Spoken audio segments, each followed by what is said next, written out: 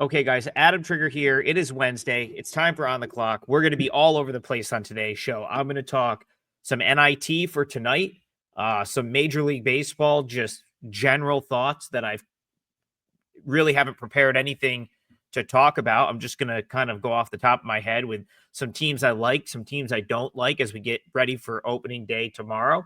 And then I'll talk some Thursday morning KBO. I did end up playing that Kiwoom Heroes sort of angle that I talked about on the show yesterday. As a 3% play, and it cashed easily. 17-10 winner this morning. My 5% play on Cleveland State won. So now I've got 4 straight winners going into Wednesday. And I do have one of the college basketball games as a 4% play up on my page. So that's where we will start. I will not give away which game it's in. But I'll tell you which game it's not in, and it's going to be the only one we talk about on the show, which will be one of the NIT quarterfinals between Loyola Chicago and Kent State. So travel-wise, kind of, Kent State's been on the road this whole time, but travel-wise, this is similar. Both of these teams are coming back from California. So Kent State headed out to Stanford to play on over the weekend. And Loyola Chicago went out to San Francisco to play over the weekend, and both are heading back east. Loyola Chicago obviously going home, where they'll host this game, and Kent State stopping on the way home, if you will, to play this game in Chicago.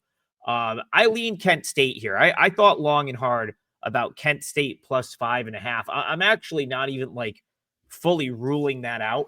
I think what gives me a little bit of hesitation is Kent State's now won back-to-back games as a dog, but both of those games were very good matchups for Kent State, in my opinion. If you remember, I had Kent State against St. Bonaventure in their first NIT game. I did not play them against Stanford, but and I also didn't think I thought they were a little outclassed talent-wise in that game, but they ended up winning that game as well, both of which were what I consider to be pretty good matchups for Kent State. It's not that I think this is a bad matchup per se for Kent State, but I don't know that it's good enough for me to want to go to battle with Kent State in a third straight road game. With that being said, in these tournaments, sometimes that doesn't matter as much. You get the road warrior mentality. Kent State, they do defend. I think their defense has been a lot better as the season has gone on. I thought they improved defensively in February and now in March. And the other thing that leans me toward the Kent State side here is it looks like Kamani Hoenosu is going to be out for Loyola Chicago. I know that doesn't seem like a big deal because he doesn't score a ton. But I have said all season, whenever I've talked about Loyola Chicago, who's been mostly a fade for me this year, I've said, Hoenosu's in my opinion, one of their better players. You take him out. He didn't play against San Francisco. He did play a little bit against San Jose State, did not play against San Francisco. You have to wonder if he's playing here. I lean toward probably not, in which case Kent State 5.5. There's definite line value on the number there. Again, just couldn't really get there with it. Who knows? Maybe I'll change my mind from now until tip off. In which case, I would just tweet that play out. But I lean toward Kent State on the number. I think 5.5. The number suggests Kent State. I make this closer to 4 for Loyola Chicago. So 5.5 does show value. Not the best matchup, but Kent State's played well, and I very slightly lean their way in the NIT tonight. All right, let's throw 2:30 back on the clock. I'm just going to ramble on about some MLB. Opening day is tomorrow. I'm not going to give futures out this year. I really have. I really don't like betting futures. I don't, and it's not so much tying up balance or tying up cash for 6 months. I just don't like. A couple of years back, I felt like when I would bet futures, and some would win, some would lose. I really don't want to be locked in to that opinion all season. So I will talk about a couple of teams. You can take them and play futures if you want, but I'll talk about a couple of teams that I'm high on and a couple of teams that I'm not so high on, going into opening day tomorrow. So I really think this is the 4th year in a row. I like the Diamondbacks. for literally the fourth year in a row. I think every year, really. So if you go back 4 years, I believe that was the season that Arizona got off to the historically bad start, and then we kept playing them plus 1.5, like the second half of the year, and did pretty well doing that. And I think we've hit their season win total over every year since. Again, I guess that's one way you could play them. I'll just say that, like, I'm high on that team again. I'll be looking for spots to bet the Diamondbacks. And another team I'm high on that I kind of talked about toward the end of last season, I kind of made a bold statement last September. I said, yeah, well, they're not the Oakland A's anymore. The Athletics, as they're listed everywhere, are your 2025 AL West champs. Now, I might have gotten a little bit ahead of myself there. I don't know if I truly believe that's going to be the case, but I do think that they continue to build on a pretty good finish to the year last year. I love the upside with that team. I think they're going to get a little juice from playing in Sacramento. I expect the community there to embrace having a big league team in a park that's like 14,000 seats, 15,000 seats. You should get a great environment, great atmosphere there on a night in and night out basis, something that the A's really haven't had. But the real reason I was so high on them late last year is all of those good call-ups. They had a lot of talent in that organization, many of which sort of hit the big league roster toward the end of last year, and they were able to retain a lot of that talent this year. So again, the A's I don't know that I'll bet them on opening day. I don't know, even though the Mariners, if we want to, I'll just throw two more out there real quick, and then we'll move on. The Mariners would be a team I'm looking to fade. So that's a team that, they continue, again, they're kind of priced as like a pro 500, an over 500 option if you look at where their win total is. And this is a team that, like, they kind of came on toward the end of the year. We were starting to, like, we sort of bought the Mariners last year when everyone else kind of left them for dead. They almost made a run to get in the playoffs, and then they kind of fell apart. I'm kind of out on them this year. I relative to where they're rated in the market. They always get love for being at home. They win a lot of close games. Like, that's a team that, so you want to talk about the A's Mariners series, that's one of the opening day series. I'll 100% look for a spot to play the A's in that series, preferably against the 1.5. I just don't think Thursday is necessarily the spot to do it, because you'd be up against Gilbert, who's like the one kind of, guy I don't necessarily want to go against. And if I was going to go against him, I'd have to be getting like plus 1.5, minus 110. And Severino is a great signing for the A's, but he gets off to slow start sometimes. I don't know that I'd trust him like right out of the gate. So again, I won't be playing the A's tomorrow. If I was going to play that game, I would probably play the A's there, plus 1.5, but you're just not going to get the price. So it's like not even really worth talking about, I suppose. But I will look for spots this weekend to take a shot with the A's if I get the right number. And I think long-term, couple AL West thoughts. I'll definitely be pro Oakland or pro Athletics, pro Sacramento A's, if you will. And the Mariners will probably be a fade for me because I just think they're going to get priced as this 85 to 90 win team. And I just don't think they're going to win that many games. I think they'll be lucky to get to 500. So one more thought for bases. I'm going to be very pro Chicago Cubs this year. Last year, that was like, I think I kept running it back with the Cubs, at different points throughout the season. Ended up being a little bit wrong about that. Had them like in a couple of different ways. I think 2-1 prior to the year to win that division, to make the playoffs, and that didn't work out. But something we talked about last year a bunch, all those studs coming through the Cubs organization. Pete Crow Armstrong's now up, and there's a quite a few in the pipeline that are big league ready. If they're not on the team out of spring, they could make an impact, that are still in that organization, that, some of which started at AA last year, ended up finishing the season at AAA.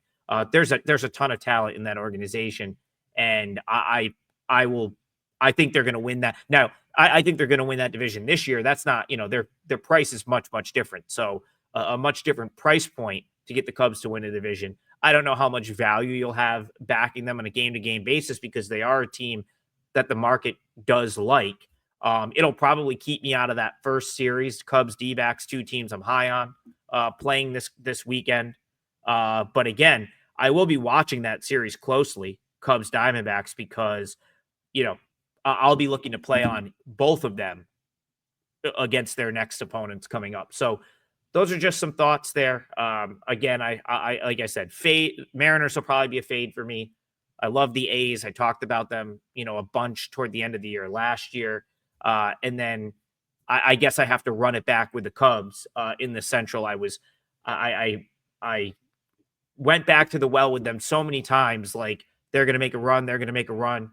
Last year never really happened. It did happen briefly, but I'll be trying to capitalize on that opinion this year.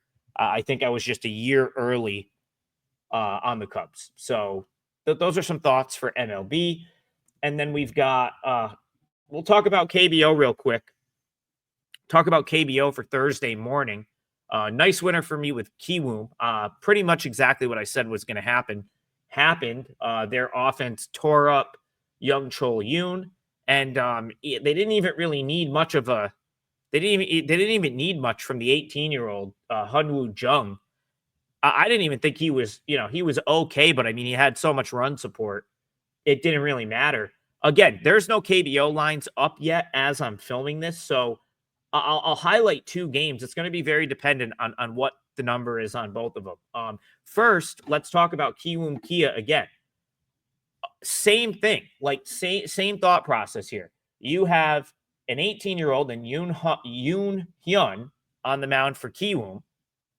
Although the only problem is here, I know nothing about this guy. So whereas, the other one I had seen pitch in the spring and he put up really good spring numbers. I had at least had something to go off of there. Yoon Hyun is a total unknown to me. He's 18 years old. From anything I know, I don't think he was nearly as highly touted of a draft pick as the kid that pitched yesterday. So again, a total unknown, but could I see Kiwoom doing some damage against Do-hyun Kim? Yeah, again, this is what I'm talking about. Like this Kiwoom lineup can hit. Puig and Cardenas, like in that lineup, basically like separated by one hitter. They're going to be tough to get out. Like you come up against that Kiwoom top of the order and it goes Puig. They put a left-handed hitter between the two today, Cardenas in the 3-hole. That's going to be a tough stretch for any KBO pitcher to get through. And so you get, the top guys are going to be able to do it, but you get a guy like, Do-hyun Kim, who's up until last year. I mean, he's really like a 5, he's 25 years old, 24, 25 years old, not a super high draft pick, ERA like in the high 5s for his career, whip of 1.75. I mean, he could get lit up again here. So the totals are going to start to get inflated. Like, I don't know that, I mean, that 4 games, 4 overs, and every game has gone over by a country mile for Kiwoom. So I do think you're going to start to get some very inflated totals in these Kiwoom games. But again, do you want to bet under with these two pitchers and these two lineups? Probably not.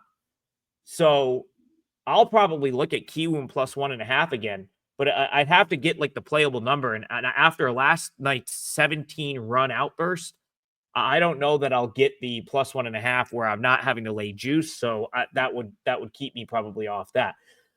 The other one that sort of caught my eye for Thursday morning would be Hanwha. And only because they have Dongju Moon on the mound. So the interesting thing here with him is that I guess the hard thing to know is how long they're going to let him go. He came off of a shoulder injury this past offseason. He's 21 years old. The guy is an absolute phenom. He had his breakout was 2 years ago. Last year, he definitely I think he pitched with the World Baseball Classic team and was like a little bit fatigued early in the season. Like those numbers from last year are not indicative of how good this guy is. He had shoulder injuries. They ended up shutting him down like late August, early September with a shoulder injury last year. And he didn't do much. From what I read, he didn't do much this past offseason. It was more just rehab and try to come into spring. Like he didn't throw a whole lot. Rehab and try to come into spring healthy. So 2 weeks ago, he was throwing 99 in spring training game. The problem is, I don't know how stretched out he is. So I don't know if you get him for more than a couple innings here. And it'll be interesting to see how they price Hanwha, because Hanwha's lost 3 straight. They come in 1-3. They've been shut out in back-to-back games. Florio, their new import bat, is like 0 for 16 right now. So they're not hitting at all. But I'd probably be willing to take a shot with them here at the right price. It's just going to be really interesting to see where they price Dongju Moon. And I'm not that worried about Moon going deep, because Hanwha does have some decent relievers, none of which have been used the past 2 days because they've been in they've lost. They haven't even been competitive in the last couple games. So, you haven't really seen there's been no real need to use the top bullpen guys because they've been trailing and haven't scored any runs. So I will give Hanwha a look here, probably based on what, depending on the number, and Kiwoom plus 1.5, depending on the number. Again, I don't know if I'll play either of those. I don't know that I would even have a play in KBO on Thursday morning, but that's kind of how I'm looking there. And so unfortunately, I don't have like anything solid to say like this is absolutely a play, other than my 4% college basketball play, which is currently up on my page at WagerTalk. That goes tonight, and I've hit 4 in a row. So hopefully we make it 5 straight. Maybe we're getting hot right at the right time here, leading into the Sweet 16 and the Elite 8 this weekend, and baseball starting tomorrow. MLB starting tomorrow. AAA starting on Friday. So yeah, I hope we're heating up at the right time, and we'll see you guys back here tomorrow. Live show tomorrow, 1 p.m. live on the clock. I think Brian Power is going to join me, and we'll answer all your Sweet 16 questions tomorrow. So that'll be a live interactive one. And we'll be talking opening day MLB and college basketball. So we'll see you guys tomorrow. Go grab my 4% play, and good luck tonight. Cash all your tickets. We'll talk to you soon.